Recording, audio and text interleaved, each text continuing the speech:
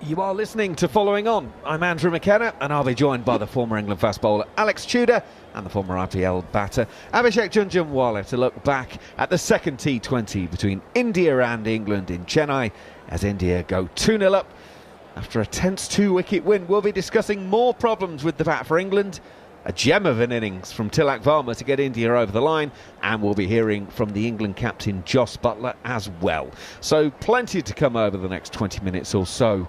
This is Following On.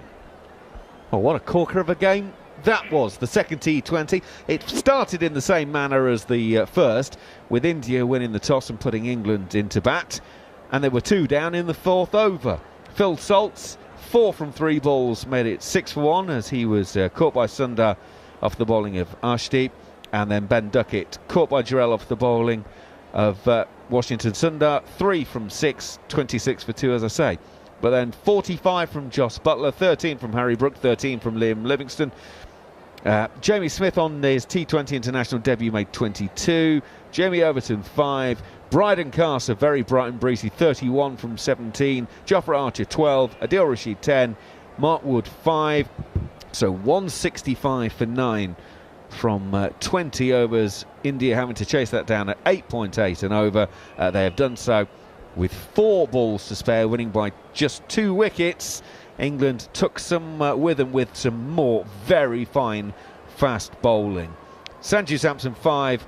Abhishek Sharma only made 12 from 6 today, but it was Tilak Varma who starred, 72 from 55, not out for him at the end. Suryakumar Yadav 12. Dhruv Jurel 4, Hardik Pandya 7, Washington Sundar 26, Akshar Patel 2, Arshdeep Singh 6, Ravi Bishnoi was 9 not out from 5 at the end, and the leading wicket taker for England, Brydon Carse 3 for 29, 1 each for Archer, Wood, Rashid, Overton and Livingstone. So it is India who go 2-0 up, but as I say, Alex Tudor, I know it's the same outcome in the fact that England lost, and so therefore England will be disappointed.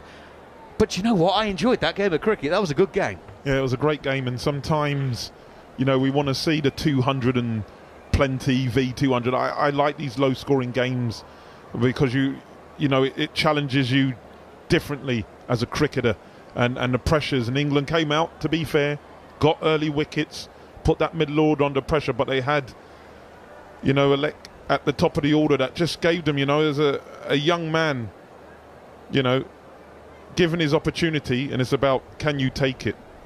And he put his hands up, and there was stages in his innings where, you know, as I said, the dugout were looking at him thinking, why are you not taking singles? Back the lower order, and he was like, don't stress, I've got this. And he backs his game. He knows what he's doing, and he executed brilliantly. And as you said, we'll get into, you know, England and not enough runs and stuff like that, but I felt, as you said, Macca, it was a great game, great one to watch. I hope the listeners enjoyed it, and we go again. Abhishek Jhunjhunwala is with us. Enjoyable game. It's now a second significant performance from one of the newer members of this Indian side. You know, where there isn't Rohit anymore, there's not Virat, you know, we've moved on from that. That'll be pleasing the Indian management, won't it? Abhishek was in the first game, today it was Tilak Varma. And that's what we want to see as a management and as a team as well, that somebody new puts their hands up every time. You don't want the same guys doing the job for you day in, day out. And that's what this group brings. There's so much talent, and there's so much talent waiting. And that puts a lot of pressure on these guys and brings the best out of them as well, because they know the competition is so high in India in terms of keeping their spot. So they got to keep producing these match-winning knocks, otherwise somebody will come and replace them very quickly. Which kind of leads me on to, I'll stay with you on this one as the former batter, how concerning therefore from an England point of view that Jos Buttler is the only one of the top 5 who again made any runs. He was the only one past 20 today. He was the only one past 20 in the first game. It seems to be a little bit rinse and repeat at the moment. Yeah, I think it comes down to the shot selection and also how you want to build an innings in T20 cricket. Yes, we know modern day cricket, you want to strike at 200, you want to get to 220 every time you play in any surface. But there are times when you need to reassess, you need to assess the conditions, you need to see which team you're playing, And sometimes, 175 could be enough. You don't need 220. And that's where the adjustments needs to be made by the England batters. I think at the moment they're going on a very similar mindset every time. You know what? We're going to go out there. We're going to try and play our shots. If it works out, it's fine. If it doesn't, somebody else will do it. They've got to take the responsibility on themselves, not leave it for others. Jude's on that. I mean, Brydon Carse is the second top scorer, 31 from 17. He's batting at number 8. In a T20 game, your number 8 probably shouldn't even be needing to strap the pads on, let alone be the second highest scorer. Yeah, definitely. And then what it's showing is that England leaving too many balls still on the pitch when he's coming in. As you say, at number 8, you shouldn't be left with too many deliveries to face, but he is. And, it was unfortunate. They were trying to get a 2 to get him back on strike. It was never a 2. Jarrell with some fantastic fielding to keep it to 1, and a throw when he was off balance, straight back to Bishnoi, took it brilliantly well. And as you said, when he went, I suppose all chance of England sort of getting to that 170, even maybe 180, had all gone. And you look back now, the game was close, went to the last over. But again, you're thinking 10, 15 more runs, we get a different game. Well, as we mentioned during the commentary, par batting first, or average score batting first in the last couple of years in the IPL on this ground has been 170. So England were a little bit short of that, and they probably left about 15 or 20 out there. So realistically, they should have been there or thereabouts in terms of a competitive score, shouldn't they? Yeah, for sure. Yeah, they should have been. And I watched highlights of the first game, and it's just you're sort of making that same mistakes. And Abhishek makes a great point where this is how we play. This is how we've been allowed to play. We're going to go out there and we're just going to throw the bat at everything. I think conditions, situations, you have to readdress to be world champions and to be very successful around the world, not just at home. You have to be able to adapt. And at the moment, we're not adapting quick enough for me. We're making mistakes that, these are good players. Ben Duckett, players like Brook, these are good players. And I just say, not to say you have to rein it in, but just assess the situation just slightly different. Give yourself a few balls and then maybe go. But going gun-ho right at the beginning, not too sure. And also I think they need to break it down. Your number 8, 9, 10, 11 got you 60 runs out of that 165. This shouldn't be getting you 65 runs. The majority of the top 6 or 7 should be getting 160, and probably they would be chipping in with another 20, 25 at the end. We've now had 2 games of the Brendan McCullum era of the England white ball T20.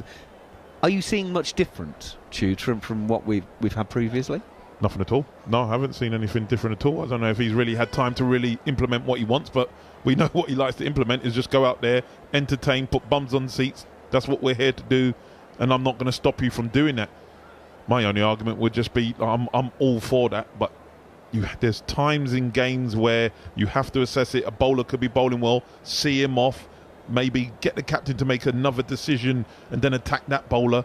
But it's like we're just gun-ho. We're just going to go out and play one way. You don't want to be a one-trick pony, and you're not going to win many major tournaments around the world if that's your mindset.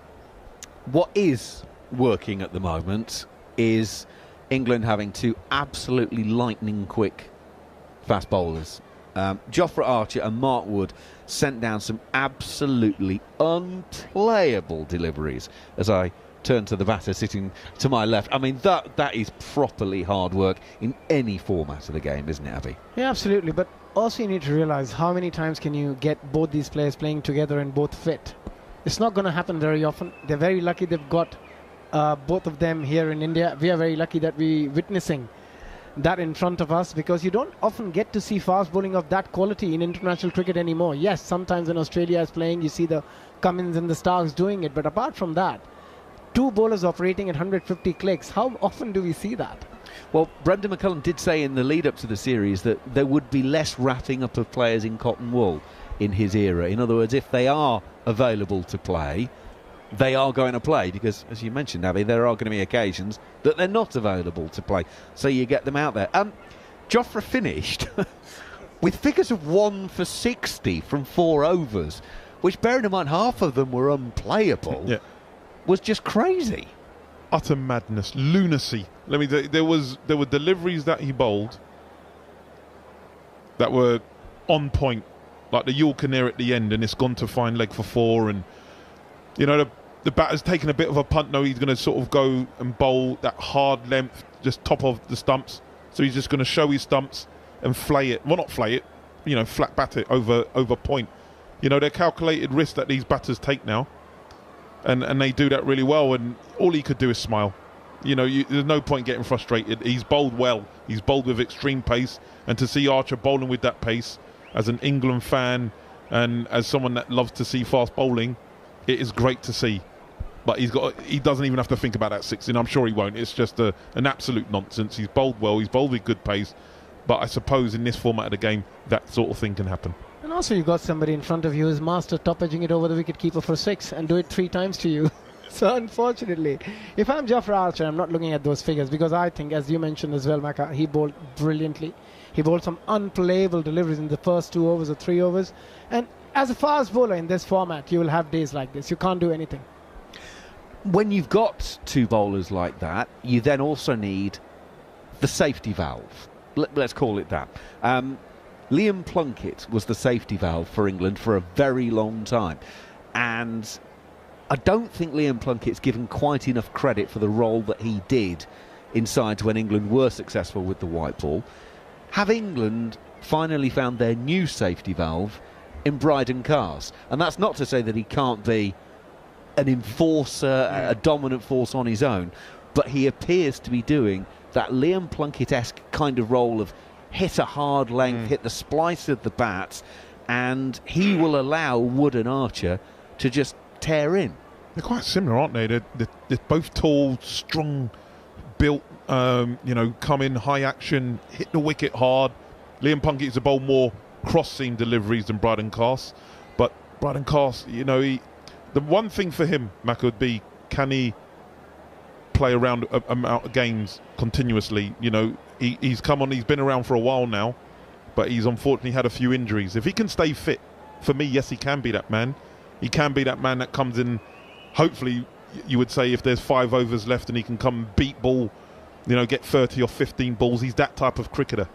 So keeping him fit would be massive. To back up the pace of Wood and Archer would be a fantastic for Buttler and McCullum, and then obviously with Adil Rashid, Liam Livingstone, you know, Overton, who's going to bowl 2-3 overs tops. It doesn't look like a bad lineup for me. And then you've got the spinner, and I'm going to call him the spinner, Adil Rashid. 4 overs, 1 for 14 in a T20 game. You and I were actually talking about him out the back of the commentary box earlier, Abby. He is just incredible. And again, his worth, I mean, we all know how good he is, but I think it'll be one of those that when he stops playing will really magnify how good he is. I just think he is one of the most underrated leg spinner in the world. If you look at his stats, he's as good as Rashid Khan. I think in no term he is less or above, but they're both very similar bowlers in terms of what they do for the side. Yes, one bowls really flat. Adil Rashid has got all the variety in terms of his flights, his variations, his googlies. But it's beyond me to understand how can somebody of his quality be so underrated in world cricket. Because, again, we were talking earlier about the fact that he's never been picked up by an IPL franchise, which, on the face of it, is crazy. Now, there's an easy kind of cop-out answer is to say, well, look, you know, India produces a lot of spinners. He's not going to be a cheap player to buy. And then also it takes up one of your overseas players. But Chris Gale got picked up all the time, and India had an awful lot of batters that could give it a good whack. It is staggering that he's never been picked up. Every year I see his name, and I hope somebody picks Adil Rashid, because for me he's one of the best spinners, not just a leg spinner or a left-arm spinner or an off spinner. One of the best spinners in world cricket, and it's shocking not to see him getting picked for the last 8-10 years in the IPL. I think it's only once, isn't he? Once, and he hardly got a game. And he hardly played, didn't he? Yeah. Because I think they had Ashwin. I think he played in the same team that Ashwin played at, and so he didn't play a lot. But you're just thinking, it's mad. It's maddening. He's absolutely quality. Absolute quality, especially in the white ball. Didn't quite work for him in red ball cricket. He had the injuries and we missed out on that. But in white ball cricket, last 5 years, he's been different gravy. And he's been doing it for so long. His debut was against the Netherlands at Lord's in June 2009. Coming up 16 years he's been doing this. Absolutely bonkers. Adil Rashid once again continues to keep churning it out. So England are 2-0 down. You know, let's put it in pure black and white terms here. It's a 5-match series. Their fortunes, it's win or bust in Rajkot, isn't it? It's as simple as that. It is. It's as simple as that. They need to come out in Rajkot. They need to, you know, be positive, but be smarter. Be smarter up top when it comes to batting. Just give yourself a chance. As I said, you've got players that are good players. Just show everyone what you can do. Just show everyone you can do. As I said, you're not, you know, this Indian team, they're buoyant, they're young, they're vibrant, they have the backing of everyone. They're just going to go out there and express yourself. Go man for man. Match them. Just be a little bit smarter with your execution. That's my only thing. I'm all for positive cricket. I'd love positive cricket. That's what we used to do when I was playing at Surrey and stuff like that.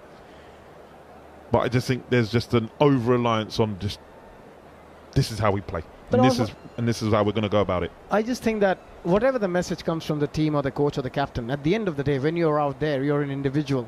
You got to figure out what's the best way for me to play. What's the best way for me to be successful on this particular pitch against that particular attack?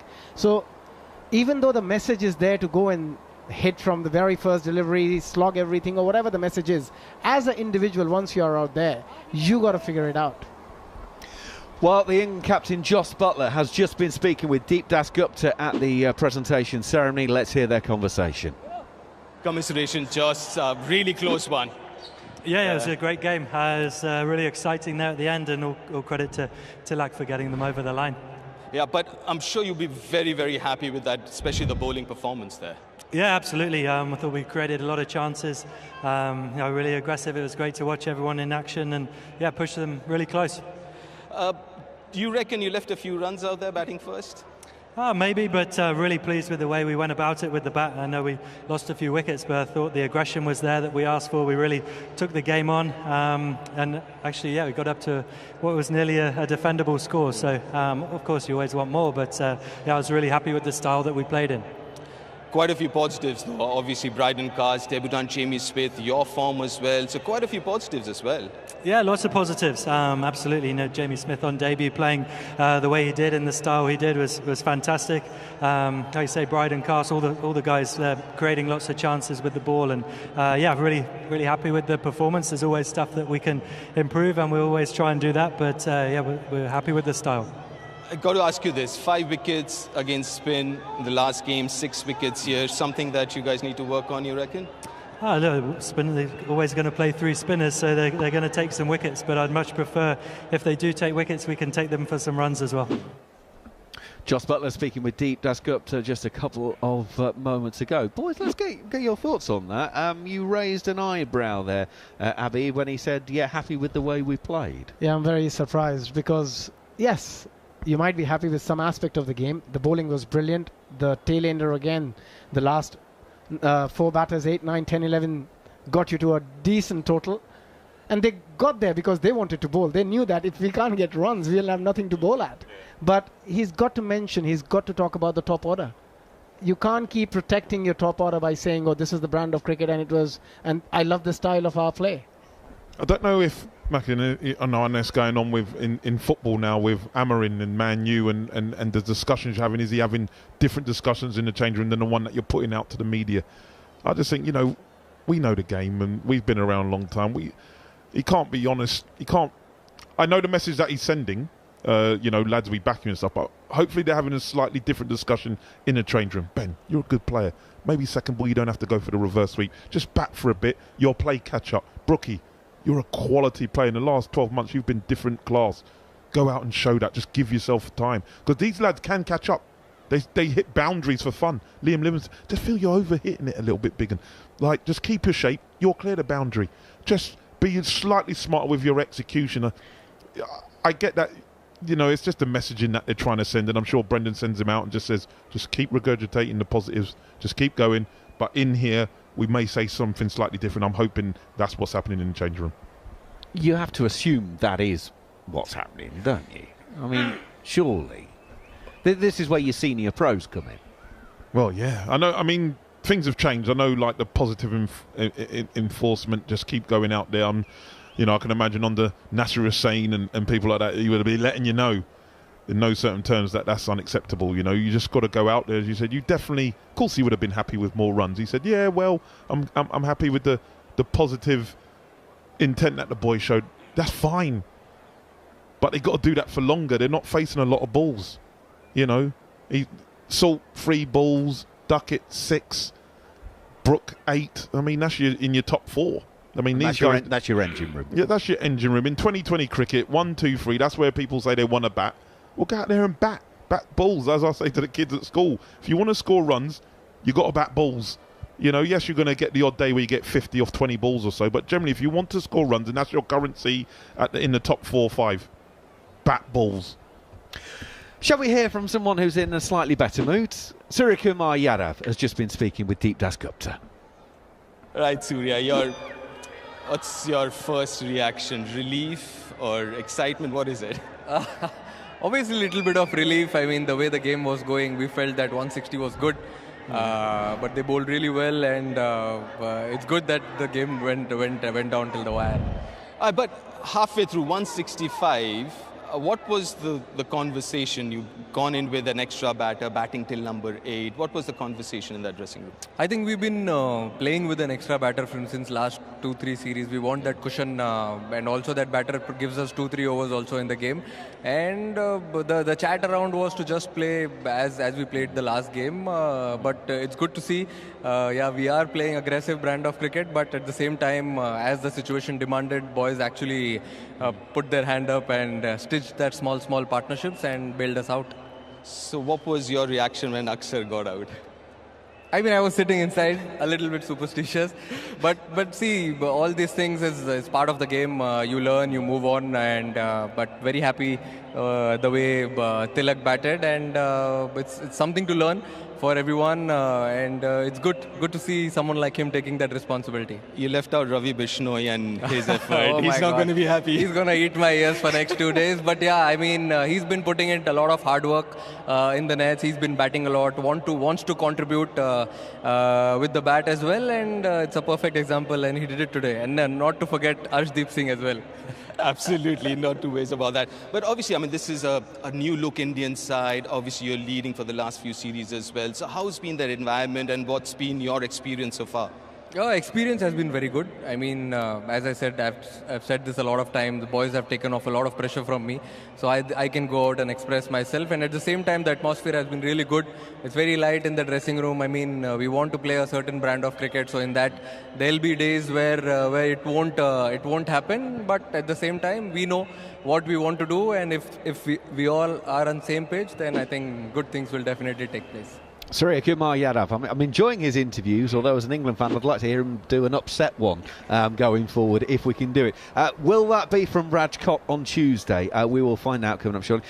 Just quickly, Abby, Rajkot, we started on the east coast in Kolkata, we've come down to the south now, up to the west coast. What kind of conditions can we expect Rajkot? Jara, both have got 3 triple hundreds on that pitch. That's where I'm going to leave it to. Oh boy, it could be a high scorer. We could have one of Alex Tudor's 200 and plenty plays, 200 and plenty. So make sure you stay with us for that one. Come back and join us. But what an absolute belter it was today.